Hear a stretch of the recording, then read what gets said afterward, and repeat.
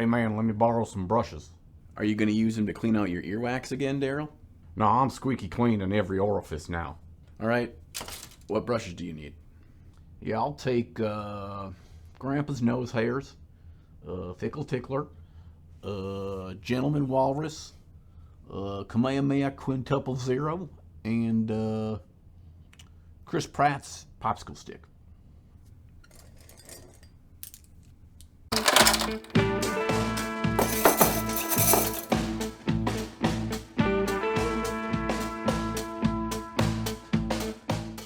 I probably don't need to tell you that painting miniatures can be a spendy hobby indeed. Paints, brushes, tools, blades, models, terrain bits, everything that's out there costs money. And if you're anything like me, you don't want to be wasting your money on stuff that doesn't cut the mustard. But I'm sure you don't want to sit through a 4-hour video covering every possible tool in miniature painting. So today we are going to focus on one, the most important one. The humble paintbrush. What are the tasks we need our paintbrushes to do in miniature painting, and which tool is best for that job? That is what we are going to discuss today. Oh, and instead of just looking at my stupid face for 12 minutes as I talk about paintbrushes, today we are actually going to paint something as well. We are going to show the techniques and the different uses for different brushes today on this amazing sea dragon eel creature thing. Today's sponsor and the creator of this amazing Dragon Eel Mini is Cobramode Miniatures. Cobramode strives to create unique miniatures, and they really care about the design, form, and pose work together to tell the story for each miniature. Each sculpt is unique, so each model has its own personality, even when it's a part of a larger line within the same species. All the models come pre-supported and include D&D 5th edition stats as well as lore and story. And if you join the Patreon, you also get access to their Discord where you can talk to the artists and designers themselves, as well as get all the 3D printing help you may need. You can get Cobramode's miniatures one of two ways. One, you can join their Patreon campaign and get awesome files each and every month, as well as some awesome thematic bases to print off as well. You could also visit their My Mini Factory page and pick individual models like this sweet moray eel for you to print out and paint yourself. Thanks, Cobramode, for supporting the channel. Now let's get back to painting this eel. And while I'm not including an airbrush in my 8 must-have miniature paintbrushes, I did start with one. I just primed the model in this dark neutral gray and then sprayed a base coat of navy blue over the whole model. We'll see the reason why we did blue for everything later on. I also gave it a slight spritz from below with a magenta color. We'll use that kind of as our guideline for our first steps in painting this model. So let's look at our very first brush that makes the list of top 8. And that brush is simply known as the dumper.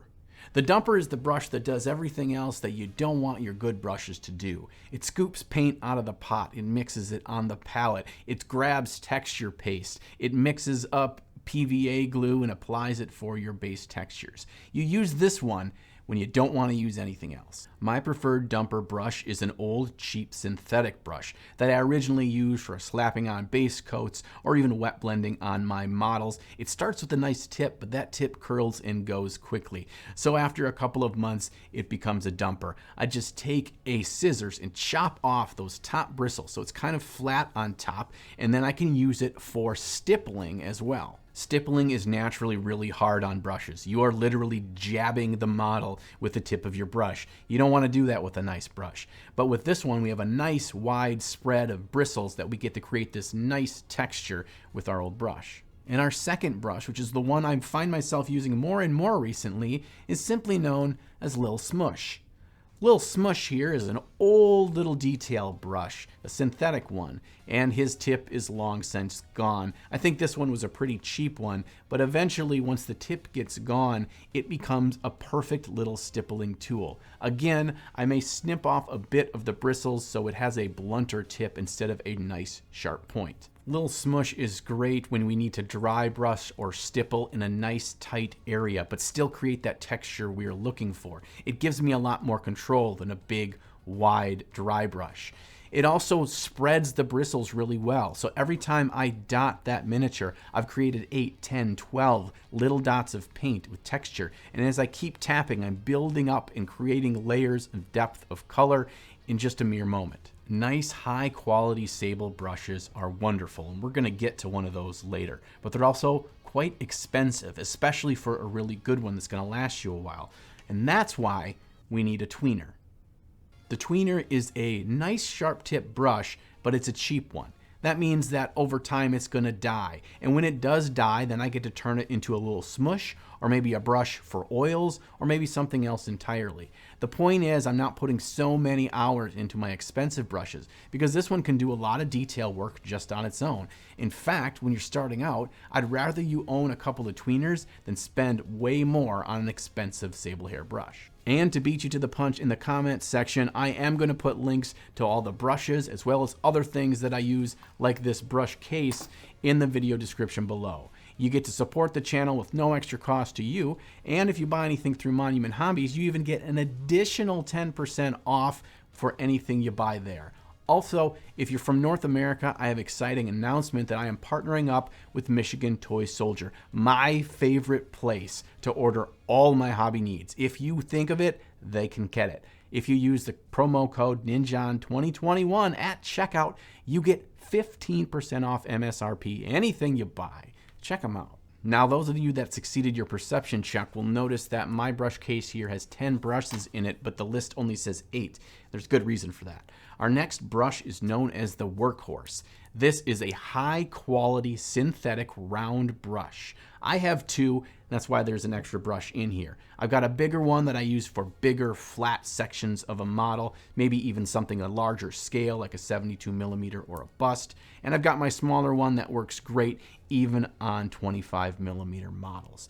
These things are your daily drivers. These are the brushes, because they're a high quality synthetic, they'll go a long time before getting a curled tip or fraying, but they have the precision to do most of the detail work as well.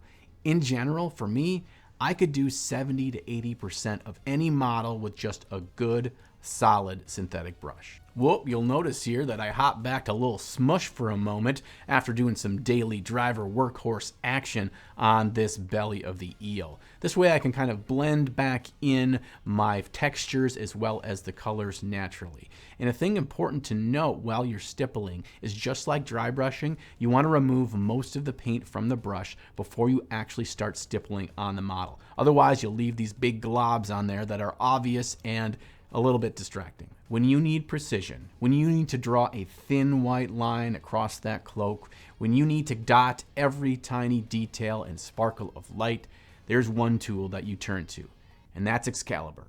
Excalibur is where we spend our money. Excalibur is our expensive Kolinsky hair sable brush.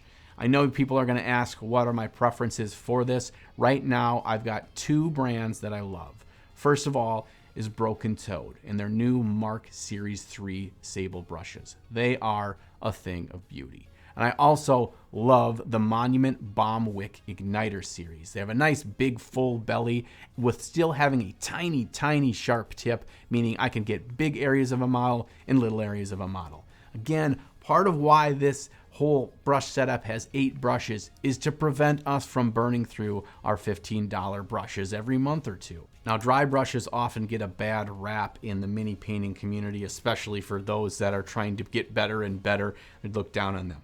But a good dry brush is an amazing tool, as long as we understand that just like anything, it requires finesse and practice to get better at. My favorite dry brush is simply the Poofball. The Poofball is a nice big dry brush used for makeup application. I buy them in cheap packs on Amazon, and it gives me a nice round top that allows me to stipple as well as dry brush and have a bit more control over my application. I wanted the navy blue base coat on this model to act as the shadow color that unifies the entire piece. By building up this color with thin coats from our Poofball, we can cover the large amounts of space on this model, gradually building up the midtone and highlight in a controlled manner, and do it way faster than simple layering and glazing would do. Once that midtone is established, I can use the brushes I've showcased so far to boost the saturation and highlights based on the task at hand. For smaller textured areas and ripples like the eel's back, I can use Lil Smoosh. For fine details around the face, I bring out my Excalibur to push the highlights farther while still staying crisp. And I can even use the dumper to stipple select larger areas, building highlights while keeping a textured feel for the eel's hide.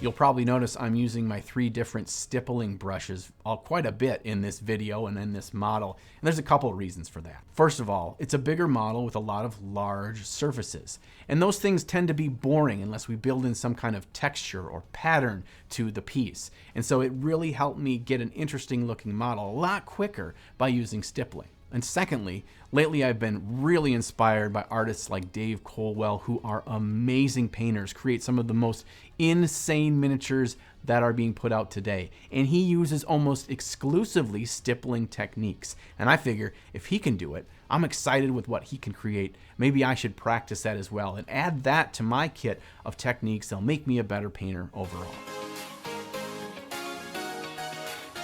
There's these big weird organic orb kind of things on the side of the eel's neck. I don't know if he's got like a thyroid issue or something, but I wanted them to stick out. They're really interesting and I wanted them to be a secondary focal piece for the model. Again, we're not covering all our blue. That's our unified shadow color. We're just taking our dump brush and smushing around in a circular shape to kind of accentuate the orb shape. And that's how we are going to build up our highlights. Don't fight the shape that you are painting. Embrace it and use that same shape in how you paint. And based on how orbs catch light, it wouldn't have the strongest highlights directly on the top. It'd almost be on the halo around the side of the orb. And that's how I worked a rough highlight of this to create almost like an eerily golden glow globe thing, neck goiter.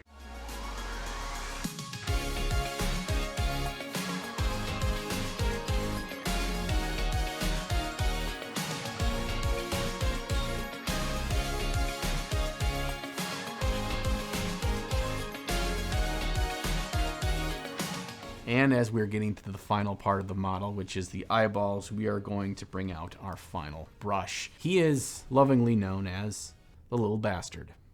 Little Bastard is a 000 Kolinsky sable brush.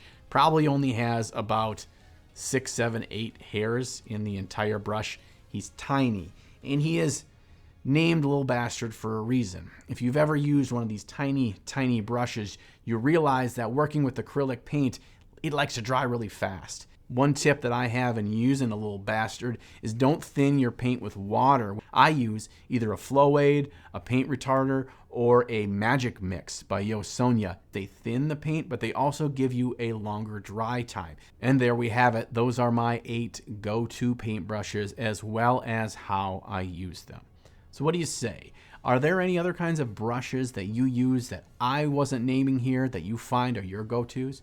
Let me know about them in the comments below. Also, if you name your paintbrushes like me, let me know the name of your favorite paintbrush down there as well. Thanks once again for hanging out, especially since you made it all the way to the end of the video. If you like what I do and you want to support me to make more videos, the main way that you can do that is consider joining my Patreon campaign. You get a lot of cool rewards like helping me decide video topics, like today's topic that was suggested by JBalboa24. Thank you, J Balboa. Also, you get access to my Discord where we can chat about anything mini painting and otherwise, and my weekly vlog.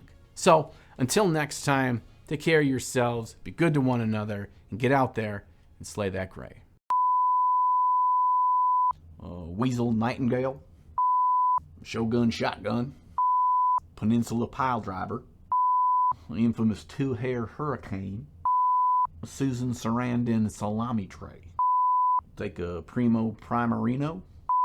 I mean, that'll about cover it.